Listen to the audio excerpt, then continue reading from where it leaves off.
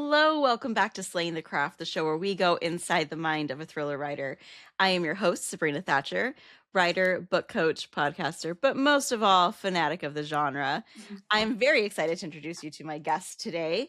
Ande Pliego is the best-selling author of You Are Fatally Invited. You can see that book right up here. She's a lover of stories with teeth, and she writes books involving mind games, dark humor, general murder, and mayhem, and most importantly, finding the hope in the dark. When not reading or writing, she can usually be found dabbling in art, scheming up her next trip, or making constant expeditions to the library, which I fully support. She currently lives in the Pacific Northwest with her little son. Her newest book, The Library After Dark, releases on May 5th of this year. Hi, welcome. Yay! Thank you so much. Thank you for having me on. I am such a fan and so excited. Yay, I'm so excited to talk to you. Okay, so your book last year, You Are Fatally Invited, was like an instant USA Today bestseller. We saw it everywhere. And now you have your sophomore book, Yes. The Library After Dark, coming out this year. Tell me about this book. Okay, so this book is, oh man, it's an amalgamation of so many things that I just love. And was, like when you're a writer, you're like, oh, I can actually write the things I love. I can put them all together and see what happens. So that's been amazing, but it is about an after dark tour group to a supposedly haunted library, and they go for this exclusive evening where they're gonna get a tour of the library. They're gonna come and get drinks at the Orient Express Lounge, and everything's literary themed, obviously. Yes. And then they're supposed to see this supposedly cursed manuscript of dark fairy tales that has been out of the public eye for a few years. So it's like, ooh, the first night that they get to go see it, and then of course the doors malfunction, and of course they do. People start dropping dead, and it's very fun and deliciously dark. So yeah, that's the book. That is so fun. Okay, well, so like I have a million things. Whenever I like my head is like going like 50 miles an hour. First of all, can we talk about, this is the thing I love about your books, is you've got these beautiful maps. Thank you. And so this is also another gorgeous map of the library. So when you're reading it, you can come back here and say, okay, like where am I at in the library? Yes. And also I definitely would like to, I want to live in this library. Me too. Guess what? You can. The Morgan Library in New York City is what I based this library off of. So you can actually go there and see it. But nice. It's not that dark. Not after dark, unfortunately. Or maybe you don't know. That might happen. It's true. You don't know. Could happen. So, I feel like you should get your publicist on it. Okay. So what was the inspiration for this book? You said it's an amalgamation of a lot of things that you love. Like, tell me what the inspiration was. Yeah, so excuse me. So the first thing that I started with was actually not the setting. I actually had a lot of the elements first, and then finding the setting was really tricky because I wanted it to have like a bit of an escape room feel to it. And so originally my first idea was like this escape room group who's in this big, very themed escape room kind of thing. Yeah.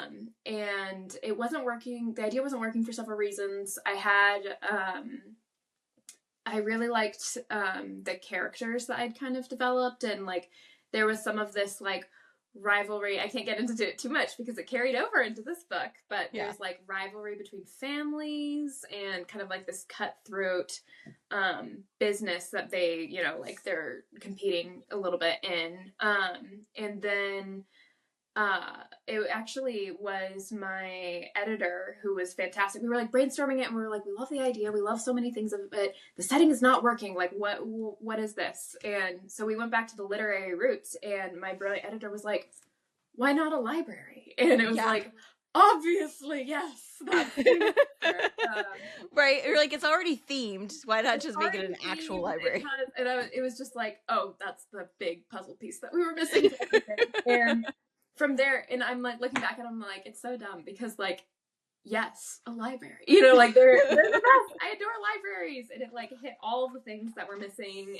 And I leaned really hard into like all of the themed rooms, and so like the children's section is like big, and there's like a little hobbit hole in it, and there's a wardrobe, and you can kind of like get into it, and there's a little Narnia room, and like there's a yellow brick road, and so like putting together like all these ideas of like, oh, what would I absolutely go bananas over if I went into Yeah. the library, and just really just having so much fun with it. So That sounds so amazing. hmm So, okay, so you had like that was for the setting, but what about like this story yourself? So talk to me about yeah. Aria. Your where'd she come from? Why is this her story? Yes. So Aria is she's our main character. She is a bookseller in New York City, with a love for all things dark. And Mhm. she Familiar. Just kidding. familiar, yeah, right. She is a self-proclaimed villain before I became a self-proclaimed villain, so she's following in her footsteps. No, so she's this kind of like cynical, doesn't trust anybody, you know, all the things, character. And it was really interesting. A lot of the other characters, typically my side characters come a lot easier than my main characters. Okay. And I don't know what's going on with them until multiple drafts in. Mm-hmm. And so for her character, I actually wrote her 100% different from how she ended up at Oh first. wow. Okay. I Yeah. wrote her as the shy, nerdy bookworm who was really Who is like, quiet, and mhm. yes, and I wrote 2 drafts I think with her that way, and like I didn't really know her secrets. I didn't really know like tons about it, and like after writing 2 drafts, I was like, this is not working. Like I don't know what's wrong with her. Like why is this not? Why can't I write this character? And I had to do what I usually do when I get stuck, is I really have to go back to the root of it and just break everything down to the studs and even further, and look at like, what does she want, what does she not have, what is she willing to do to get it, Yeah. and what is she actually hiding. And then from Yeah. there it was like, oh, she is a very different character than I thought. Okay. She's got a dark side, and really leans into it. And so from there, her character kind of like unraveled. Raveled. I don't know. Yeah. Unfolded. Well, there you go. Yeah, unfolded. Am writer can write. Yeah. But Words yeah, are hard. It's hard, you know. it's hard. And she has her own dark connections to the library, which we discover as the story goes on. Mhm. And she starts to realize that, oh, this isn't all just a coincidence, as she's trying so hard to think it is. So Yeah. She's like, oh no, it's not it's actually. happenstance. Oh my gosh. Yeah. Okay, so a couple different things. Can I just say, like, this is at the beginning of the book, so it's not going to give anything away. But I really like that you kind of leaned into almost the fairy tale romance aspect of it. And I was like, okay, love that. So this story has a lot of fairy tales in it and is about those things. So do you have a favorite fairy tale? And then second, tell me about the fairy tales that you included in here. Yes. Oh man, favorite fairy tale. This is so hard. Oh my gosh. It's hard because fairy tales, there's so many different versions of them. Right. And like, depending on different cultures, a lot of cultures will have a similar tale that's slightly different. Yeah. And so like, I'm kind of tempted to say some versions of Hansel and Gretel, I think, are actually really interesting. I really enjoy those. There's so much like interpretation, and there's so much like cultural backstory pieces and different things that go into it. So it's really hard to pick like one, because it's like, oh, but then it's easy to think that that's just, you know, like the one that you see in kids' fairy tales. It's like, actually, no, it's not. Like, yeah, you're like, no, actually, that can get real dark. That can get real dicey, yeah, real fast. So it's really okay. I'm gonna have to think about this question more so that I have a better answer for it. It's a really good question. But so these fairy tales in this book, smack myself in the face. The fairy tales in this book are from this one collection, this one anthology, and it's supposed to be a precursor to Brothers Grimm, Pinocchio, Alice in Wonderland. So what was so much fun about these was that I took elements that I love from all of those fairy tales, and I basically tried to do a remix of them, where I was kind of like, what would what could kind of come before this, and then Lewis Carroll could write Alice in Wonderland after it, kind of like, oh, I like the character Alice, or Yeah, like yeah. the idea of following a creature down a hole, or like things like that. Right. And so I really, man, I have like a huge spreadsheet with like all of the fairy tales and like all of the inspirations, because each fairy tale is inspired by 3 to 5 different fairy tales. Okay. So, and really some obscure ones too, which is really fun. But yeah, and so it really was like figuring out what little pieces could I tie together from, like, oh, Hansel and Gretel, that there's a tale that is supposedly inspired Hansel and Gretel and Red Riding Hood at one time.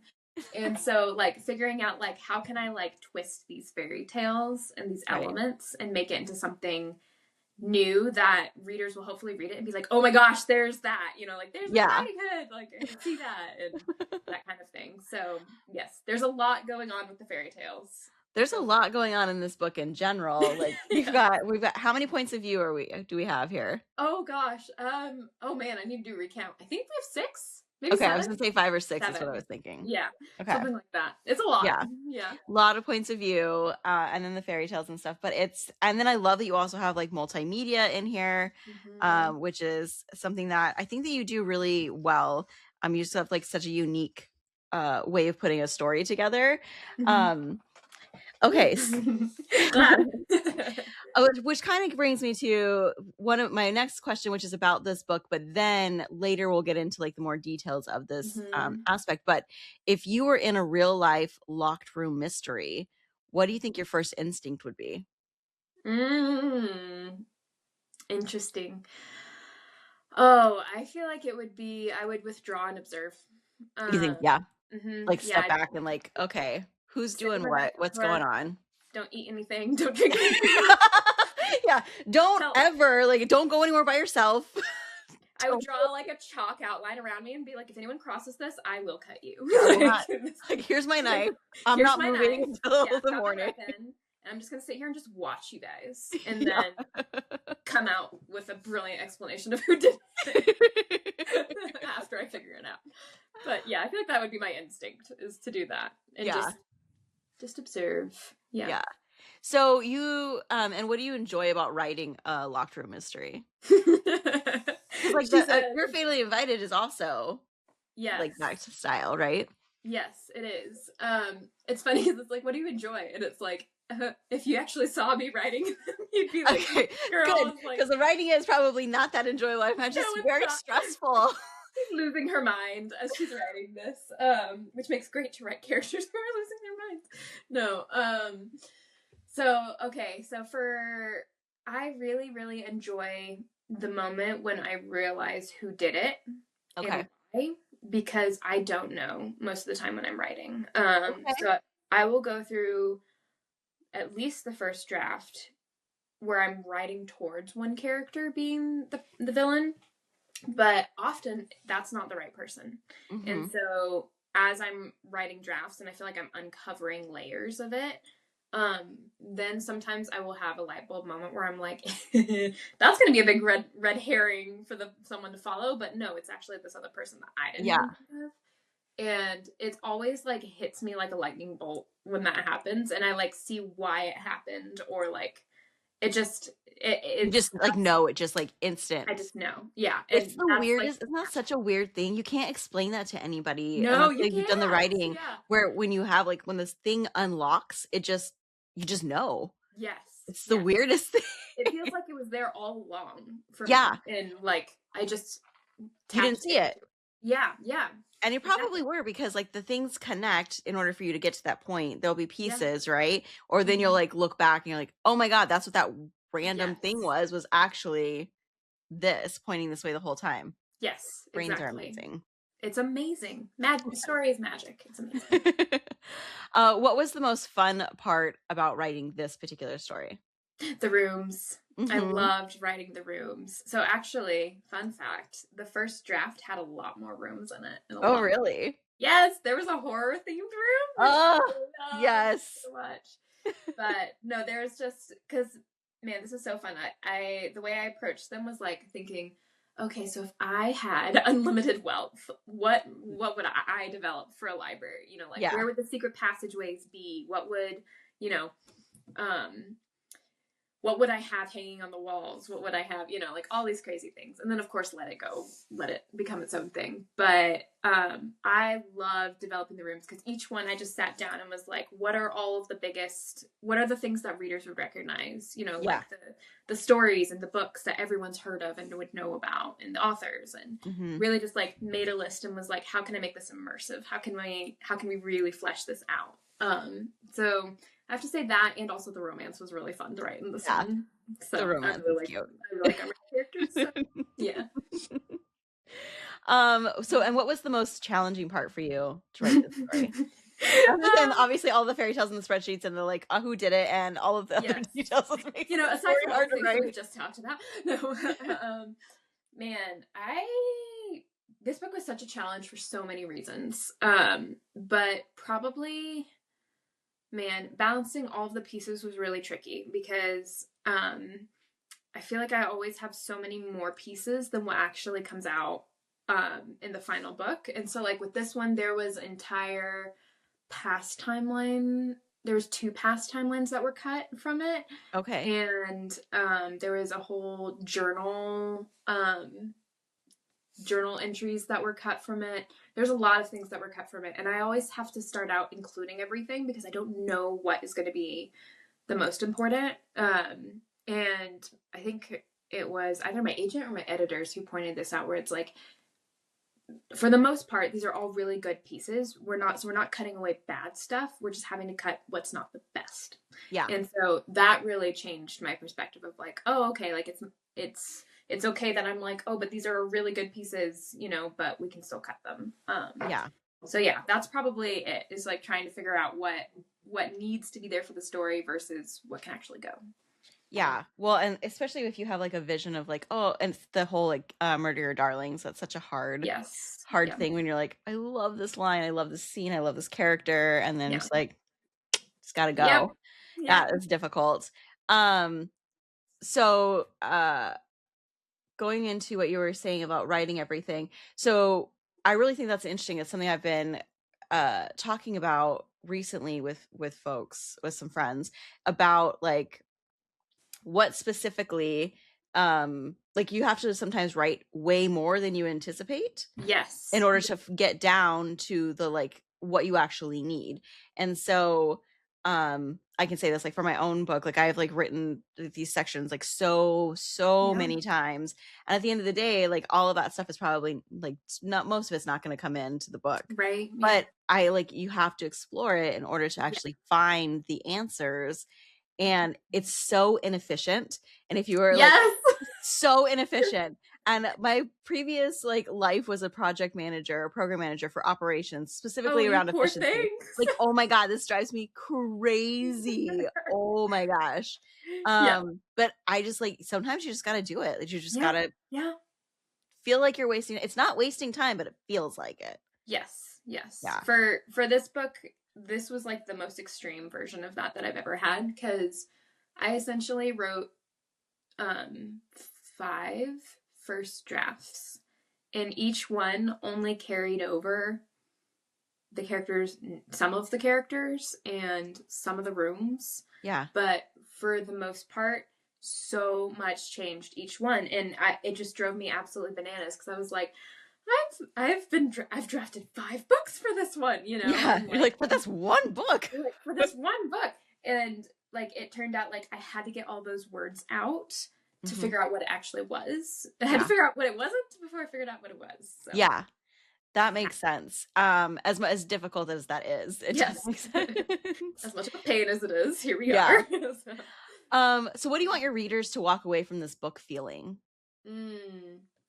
I really, really want readers to walk away feeling like a part of them has been seen, and to find courage, honestly, in it. So it's a dark book. It's got it's darker than Fatality, and it's got quite a few heavier themes kind of in it, like some that are more explicit than others. But I really wanted, it was really important to me to show with all my books, it's really important for me to show the realities of something dark, and also give the reader encouragement to face it in their own life. Mm-hmm. And so I'm hoping that readers come away from Arya's story seeing parts of themselves that maybe they've been ashamed of, or they don't know what to do with, and seeing that we are more than just villains and heroes. So yeah, we are complex as humans. Mm-hmm. Yes, everyone, right? Everyone. Yes, no one's entirely good or bad. Exactly. Yeah. Okay, so moving forward a little bit, why do you write the dark and twisted? What drew you to this genre? What's here versus other stuff? Because I know you've also written like fantasy and stuff before, right? And yes, yeah, my fantasies were also dark and twisted. Yeah, it doesn't surprise me. No, I'm incapable of writing anything else. Unfortunately. So no rom-coms from Ande Pliego. No, if it's a rom-com, there's going to be like a slit throat somewhere in there. So yes, So I actually, it's interesting. I write a lot of things that are in some ways pulled from my own life, and not necessarily like the actual like murder on the page and stuff like that, but definitely the emotions and the themes and the struggles and all of that. I have to tap into something that I'm working through, or that I'm thinking about, or a question I have for a story. I feel like for a story to work for me. And I have realized, like, yeah, I've had a kind of a weird life. I grew up moving around. I've moved over 30 times in different countries and continents and whatnot, and just have had a lot of really bizarre things happen in my life. And so writing is kind of my way of processing through some of these things that I think are more universal than we think. And so typically I try to write something that is going to disturb the comfortable and comfort the disturbed. And I can't take credit for that. I'm pretty sure that's a great line. Someone else said that, but whoever it was, that's a great line. Yes. Congrats. Good job, whoever did that. But I have always kind of been stuck looking at a lot of like, the white picket fence life and like a lot of things, and kind of being like, that doesn't feel like my reality because of things that I've gone through or experienced, and wanting to find that authenticity in life and kind of be like, okay, like, can we actually look at some of these dark things? Can we actually face them head on instead of pretending they don't exist? That's really important to me, to do that in my stories, and again also have that hope and courage element come into it. So that's why we write dark and twisted. No, I think that's been amazing. And like I think it's really interesting that you're saying about like the processing and moving through that. So like for listeners who maybe are readers who so I think there are different types of readers out there. There are readers who like, you can read the story and then you see the story underneath. And then there are readers that are readers for the plot. So for the readers that are readers for the plot, how do you find yourself processing through things while you're writing? Like, and I mean tactically, are you, I'm writing this chapter, and in this chapter, these are the emotions. And so like, what, like, or are you looking over a part of the book or the whole thing, or you know what I mean? Because you're looking at the story, you're looking at the characters, but how are you working through it? Yeah, absolutely. So this is something I have to figure out a lot, because I am much more, I would say my own style, kind of like free itself, like what I just write between me on the page is definitely more character driven. It's more layered. It's more almost literary. And then I have a fantastic team that are really up on me to, okay, but the story, like the plot, okay, like, but the story, let's keep it moving, keep it going. And they're amazing at that. So it's a great relationship. So I am, for the most part, like I focus on the characters first and like what they're working through, which is like in various ways, like, seeds of me kind of through it, but like it grows into their own thing. Right. And also keeping in mind, like, okay, but the story has these layers, but I also need to make sure that the first layer, which is the plot and the pace and the thrills and all that, Yeah. make sure that that's really strong too. And so I try to think of it as, if you have that electric current of the plot kind of going through first, and that's what I want everyone to see and get. Mm-hmm. And then for readers who want to go deeper and want to really immerse and go on kind of like a deeper journey with these characters, they can, but it's not necessary. Like it. So I wanted to make sure that there was something for any type of reader who wanted to do that. So with this one, there's many layers deep. You can go as deep as you want to go.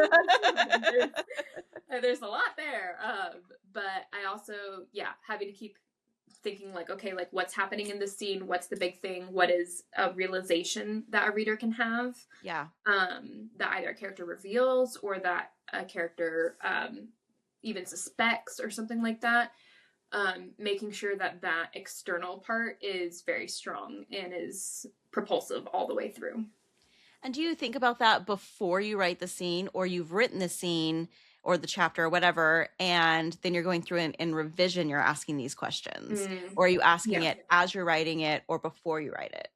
Yeah, so I tend to plot first. Okay. And so I usually have a really detailed outline. It usually goes out the window completely at one point or another. But when I'm outlining, that's kind of when I'm really trying to think of like what's actually happening in the scene on the external level. And then I'll have a couple of thoughts for like the deeper things. Okay. And kind of like the internal and external. It's just it's pretty simple to keep it just like these two things. Make sure I know what's going on. That makes so much sense. Like the idea of you're thinking from the character's perspective, or even from the reader's perspective, what's the thing that's pushing the story, like the story's going forward, and then internally, how are they handling it? How does it conflict with like her secrets that she wants to keep, right? Or whatever, like her internal emotions are. Exactly. Yeah. And then just figuring out how to, like, I feel like the more layers I write, so like I'll draft pretty much like as close to the outline as I can, and then at some point it goes off the rails and I'm like, okay, story, I'll follow you, down this dark hole. And so we go that way. And then in revisions is usually when I kind of like make a new outline based on what I've written, and I'm checking for those things. And if I'm like, oh, there are 4 chapters here where we're really in her head and there's not much going on, then I'll think of, okay, like what can we do to blow this up? Like how can we exacerbate this? But trying to keep, I feel like the more layers I do, the more the character thread and the plot thread twine tighter too, which is exactly what I want.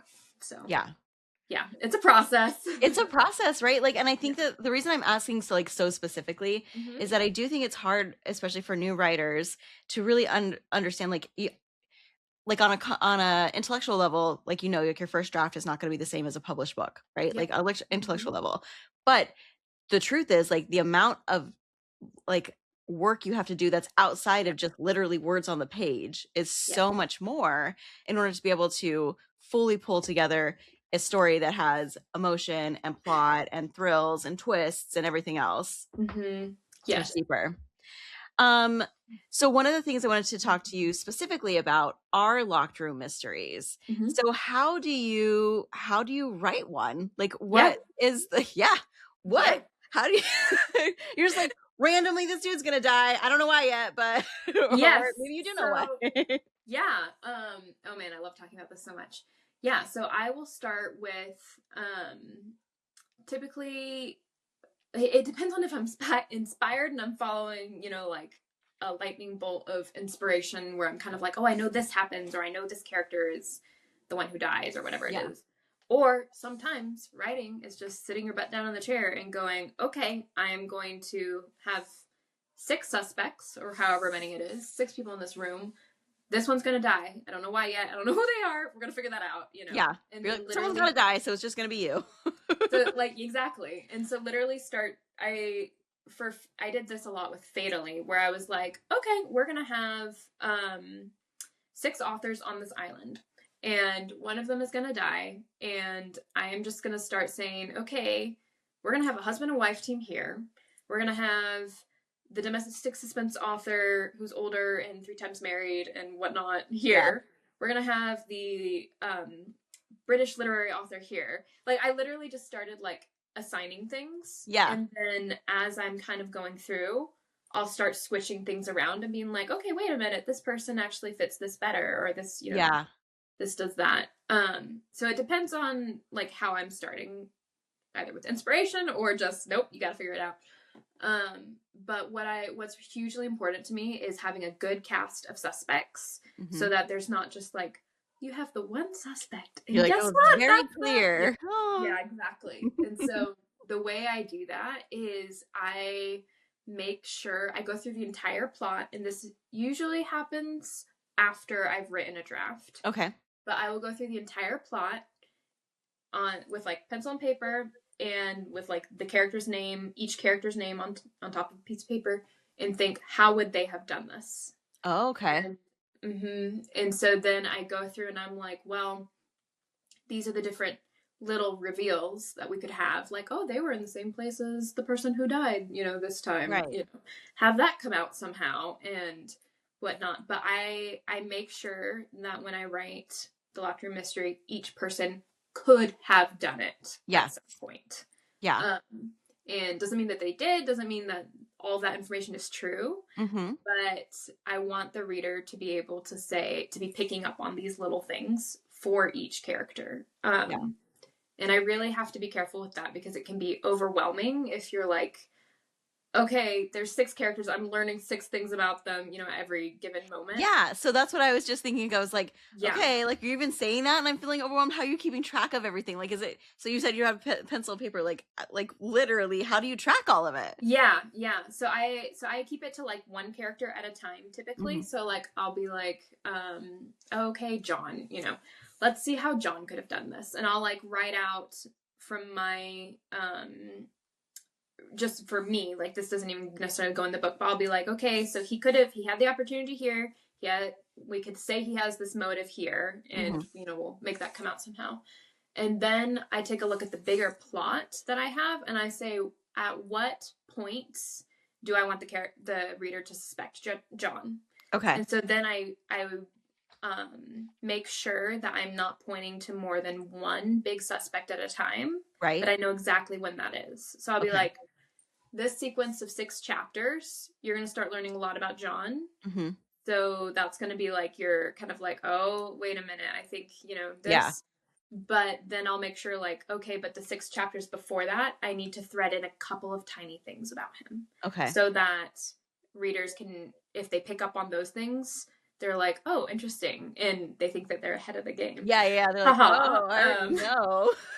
And so, but whenever, this is what it's really fun. Whenever I'm like in those 6 chapters where I'm like, okay, I want John to be on your radar, I always have a secondary character that I've started planting the seeds for them, for you to suspect them. Yeah. So that way, readers who can read it, when they're like, okay, I'm starting to see, you know, John, but I don't really buy it, it's a little much, or, you know, like, you know, that can't be it. Then I have a couple, usually it's 1, sometimes it's a couple of other threads of characters. Yeah. And I'm always alternating. So it's not like, I consider like blocks of the book. Typically, my books are separated into parts or days or whatever it is. And so I'll be like, okay, on day 1, I want to put in these hints to these 2 or 3 characters. Nothing overt. And then in day 2, I'm going to take 2 of those characters, not 3, 2 of those characters, and I'm going to make those the bigger suspects that we kind of come through here. And then, you know, it's constantly kind of like looping back and like checking and seeing like, okay, is this too much or is this enough? So I do the best I can with that. And then the biggest thing here is beta readers for me. Yeah. Is to help you know if you got it or you didn't get it. Yes. So they're like, oh, it was clearly this person from page 1. And you're like, well, did not do my job. Did not do that. Or great red herring, gotta change the actual bad guy, you know, which is a thing. And that's a good one too. But I constantly have an influx of beta readers at different points in my writing to be like, can you just read through this and tell me the exact moment you suspected whoever it was that you suspected, or if it was Yeah. too overwhelming or whatever it is.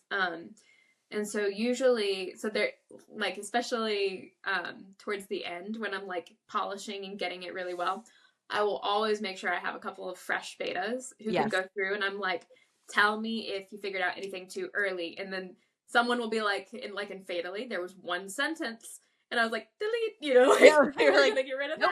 that. Like, yeah. And so it's really you have to have those other eyes on it because you're just too close to it. It is, especially a mystery. Yes. Right? Like, because you know what actually happened. Mhm. And yeah, so I find like it's a very interesting, it's an interesting thing that you have to do with yourself to be Yes. able to figure out the right place to put it, and then Mhm. also be guessing like, I think that this is right, like, did I'm giving too much? But I agree with you. Beta readers make such a difference. Yes. But I think something that you said that is really valuable is that you're specifically asking for specific things. Yes. Right. Mhm. So because I know, like, again, newer writers will sometimes go to critique groups or writing groups and stuff, Mhm. and then they're sharing stuff, and then you're getting all of this feedback that can be difficult to discern what is true, what is Yes. not, right? But I think if you're being really like intentional about what you want this beta reader to find for you, or like what you were just saying, like, where's the spot where you said like, oh, I think it's this person, or whatever, Mhm. that is going to help way more than just general, just like, Yes. oh, like, here, writing group, please read my book. I would say please don't ask people for general feedback. Don't like, ask for general feedback. always have something in mind for them to look for and Yeah. to pay attention to, and ask different people.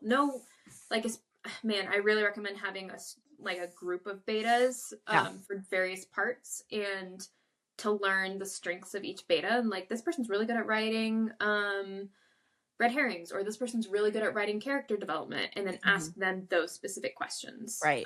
Because you will get so much clearer feedback on that. Yeah, that totally makes sense. Okay, so we're into the last section of our conversation, which I call rapid fire, but it's never been rapid fire, so don't feel like you have to be. So first question is, what is on your desk? Ooh, literally or figuratively? Well, whatever, both. I was like, oh, okay. I was about to spoil Thriller 3. No, I'm just kidding. Okay, so literally on my desk, I have Memory and Thought, who are my bookends. Oh my god. So, based of Norse mythology. I have a bunch of candles, which are fun. Nice. I've got some very thematic ink. Ooh, love that. Do you have like a quill or a fountain pen? Did, and then it broke, and so I am quillless. I'm quillless, but I've got my fountain pen, which I love. Beautiful. Thank y'all. And I have research books, actually. I have this lovely stack of books that I've been using. Ooh. They're awesome. Okay. Signs and symbols, which is always helpful if you're a magpie like me and you have to write little things. And then some books on Story Genius, on story, and a short story anthology. So fantastic. Yes. Okay. I love that. So what's the what's the not literal? I was gonna say Thriller 3. Oh, the Thriller 3. Oh. Yeah. But where did you just finish drafting it, or you're in the middle of drafting it? No. So I just started last week and was supposed to hit 8,000 words, 10,000 words today, and I have 1,300. So life had other plans, but we're gonna try again next week. Happens. Like, life. This is the reality of life, right? Yes. Although, really quick, just like super side note, this book takes place over Valentine's Day, and also right now in Valentine's Day 2026. Today is February 13th, 2026, as we're talking, and I was like, oh my god, we're like, it's the time of the book. It fits. Yes. I just love that. I don't know why. I'm just like such a big fan of that. Oh, thank you. Yeah. What ritual, if any, do you have before or after you write? Usually light a candle, and I'll pick a candle for different books. Okay. So that kind of like gets me in the mood. I always have my playlist. I'm very aesthetically oriented and inspired, and so like I've got to have my playlist. I've got to have my candle. It's ideal if I have like a cozy dark spot that I can write, kind of like my cozy office. dark spot is so like it makes such a difference. I'm way more productive if I'm in like a very tight like little dark spot. I don't know why. It's very true. It just feels like I can just let the world fall away. Yeah, I think that's it. Yes. Yeah. Okay. So when you're writing multi POV or multiple timeline, do you write straight through like a reader would read, or do you write each section and weave them together? Ooh, really good question. I've experimented with both. Typically, if I know there's something like journal entries or a completely separate timeline, I will write that first. Yeah. So I'll write it all the way through, and I know kind of where the breaks are. That way, when I am writing the present or the main story, then I'm looking for good spots to stick those pieces in and have them connect, kind of like hook into the part above and the part after, or the part before and the part after. So typically that's how I do it. But if it's like in Library After Dark, if it's all the characters are seeing, like in real time, then I have to go through and do each character as you're like linearly. Yeah, that makes sense. What is the most bullshit piece of advice you've ever gotten? Ooh, yes. Find critiques or find readers who can really criticize your work and really help you grow. The things I want to say about that. Like, what? I'm sorry, it's bullshit. That's not. No, you do not need people to criticize your work and rip it to shreds. That does not make you a better writer. That does not help. You need people who can critique. That is a different skill set. Critique and criticize are very, very different. So different, and don't listen to the people who tell you otherwise. I love that. What is the best piece of advice you've heard?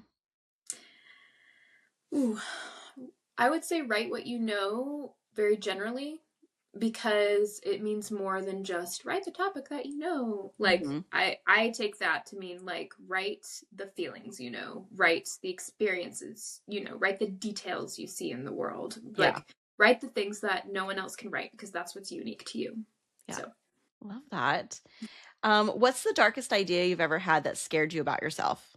Oh my gosh. What?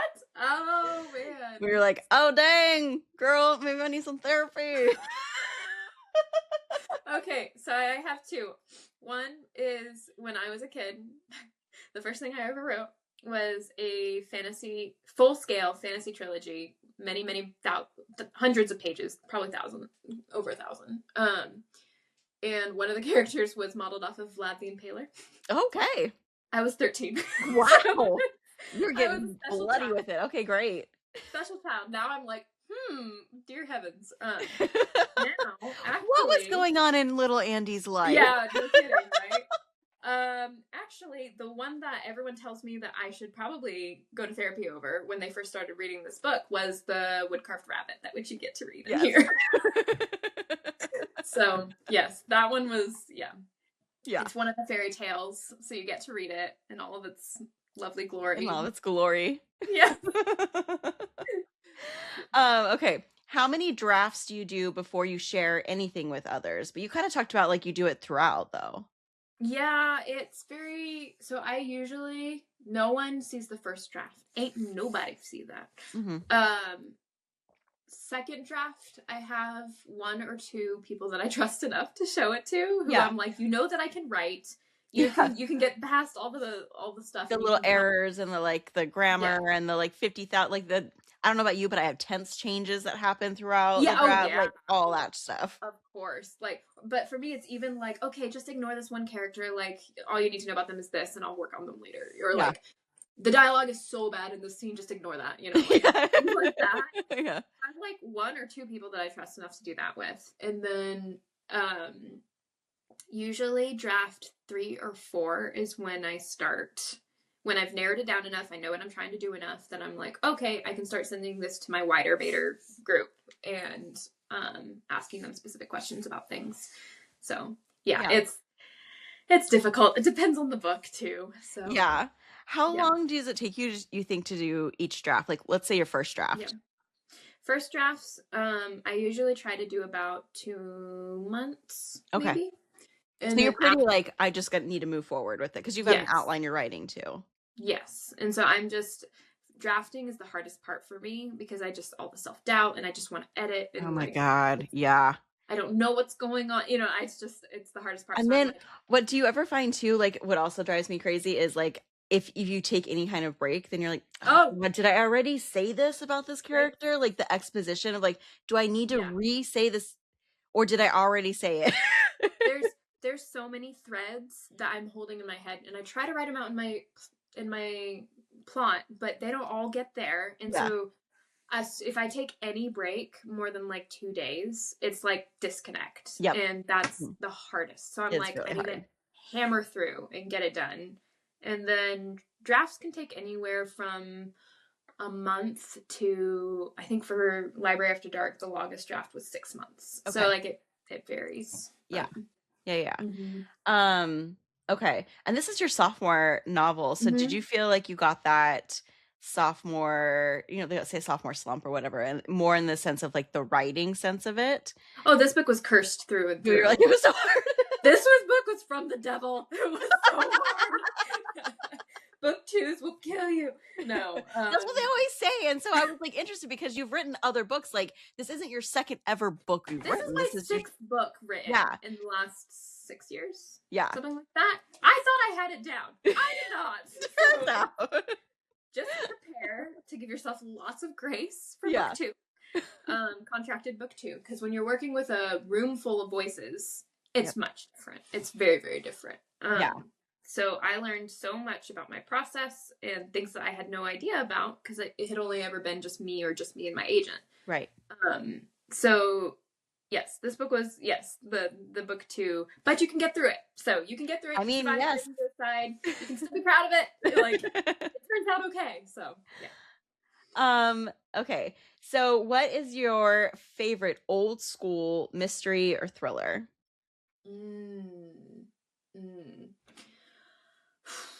Honestly, I haven't read a lot of them recently. So I like inhaled them as a teen, and then recently I've just been so like craft and like all these books that are coming out now. So when you were a teenager, what was it like? What were your go-to? I loved And Then There Were None, like because the twists. I'm shocked. I am shocked. I know. You the locked room mystery. But like I say that one confidently because I reread it when I was drafting Fatally and was just like, this holds up. Like it's just, man, the way that she does each character's point of view, it reveals just enough, but not like it's a masterpiece. And so if you haven't read it recently, if you're just like, oh yeah, And Then There Were None, give it another read because I marked that puppy up and was just like, this is there's a reason why everyone knows that book. Yeah, so. Absolutely. Well, thank you so much. Thank you so much for being here today. The new book comes out on May 5th. Make sure that you pre-order it and pick it up. And Andy, where can people find you? They can find me on Instagram is the one that I try to keep up with the most. I am a little bit of a flighty thing on it because life. But Ande Pliego writes, so just my name and then writes on that. And also my website, which is just andepliego.com. Are probably the 2 places that you'll see me the most. So, yeah. Awesome. Well, thank you again. And if you want to find me, you can find me on Instagram at Sabrina Thatcher Author. And if you want more information about my book coaching services, including manuscript assessments, one-on-one coaching, getting really into the details of this, like I'm taking all this information, learning from people like Ande to help to support other writers, you can check out my book coaching services at crimeandquill.com. Until next time, friends, stay sharp and write twisted.